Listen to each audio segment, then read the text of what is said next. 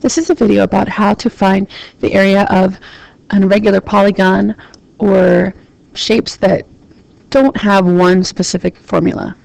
So if we look at this polygon over here, you can see that it doesn't have one set formula. It looks kind of like a rectangle with a triangle and a piece missing. We want to know what's the area of the shape in blue. So to do this formula, we kind of have to have a game plan. So, game plan. I suggest you make one of these every time you are attempting one of these problems. So split the shape into pieces that you can use known formulas for to calculate the area, and then add or subtract those areas to get the overall area of the shape. So when I look at this shape, I see triangle, rectangle, and then a smaller rectangle. So what I'm going to do is I'm going to find the area of this rectangle and add it to the area of this triangle, and then subtract the area of this rectangle out. So to do that, actually, I'm going to essentially put a line right here and split it across. You could do it other ways. You could take the line and split it right here, and you'd have a rectangle here, rectangle here. But this shape then becomes a trapezoid. You'd have to know the formula for area of a trapezoid, or you could make a separate rectangle here. So you'd have rectangle, rectangle, rectangle, triangle. But I don't think that's necessary. I think the easiest way to do it would be to do it the way I'm going to do it. Another option, though, would be if you wanted to imagine that this is one huge big rectangle. Find the area of the big rectangle, then take away the area of this triangle that sits out here, and take away that one. I'm going to show you the example for the one I've already set up. So I'm going to find the area of this rectangle using the formula, length times width. Get a length of 10 and a width of 8. It doesn't really matter which one you pick as length and width, as long as you use one and the other, and you end up with an area of 80, and it'll be feet squared. We'll make sure we put those units in at the end. The area of a triangle, the formula is pretty similar to a rectangle. It's just half one for the rectangle, because your triangle is a half of a rectangle. So it's the base times height. The base is 8. The height of this one, because the whole piece was 16 and this one was 10, what was left over is 6. So this height is 6. So we do 8 times 6 is 48, and half of that is 2. So the area of that one is 24. And now we have this little rectangle over here, and we use the formula for area of rectangle for that one, and we end up with 16. So to put it all together, to find the area, we're going to add the rectangle and the triangle together.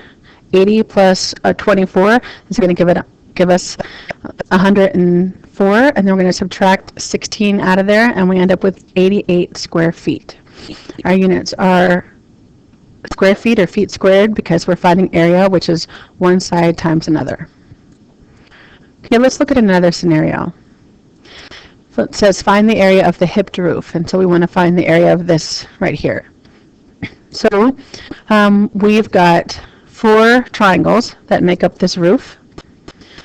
For triangles, we have the formula that says area equals 1/2 base times height, or base times height divided by 2.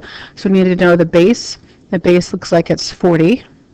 The height is 15 feet 6 inches, or 15.5 feet, 15.5 feet. So here's our formula for the area of a triangle, and plug our numbers in. 40 times 15.5 divided by 2. We get 620 divided by 2, and we're going to get the area of a triangle. One triangle is 310. So that's one triangle, but remember we have 4 triangles. So 310 times 4 is going to give us 1240. The area, then, is 1,240 square feet.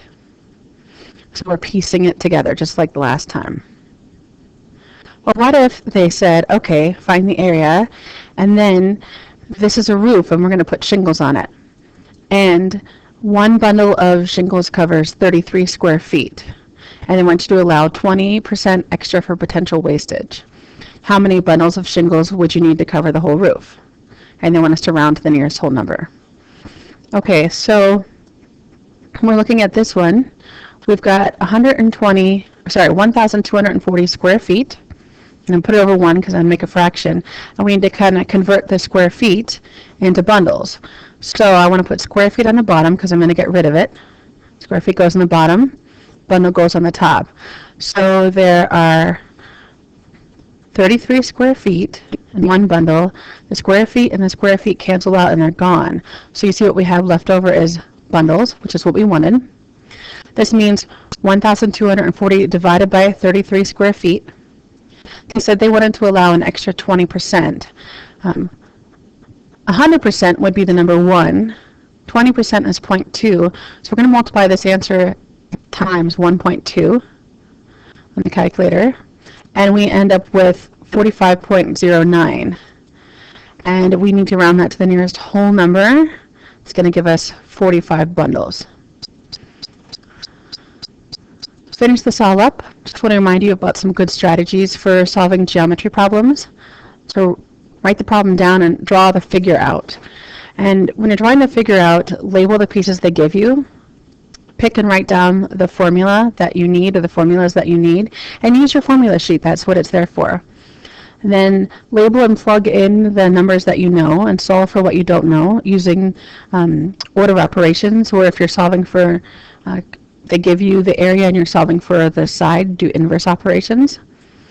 And then once you get your answer, check to make sure you're using the appropriate units. If they're asking for volume, it should be something cubed or cubic. If they're asking for area, surface area, it should be something squared. Now, when possible, go back and check your work. So if they're asking you, if they give you the volume and they're asking you to find the side length and you get the side length, go back and plug it back in and see if you get the volume you're supposed to get. Well, I hope this helps you out and you're really successful at these problems.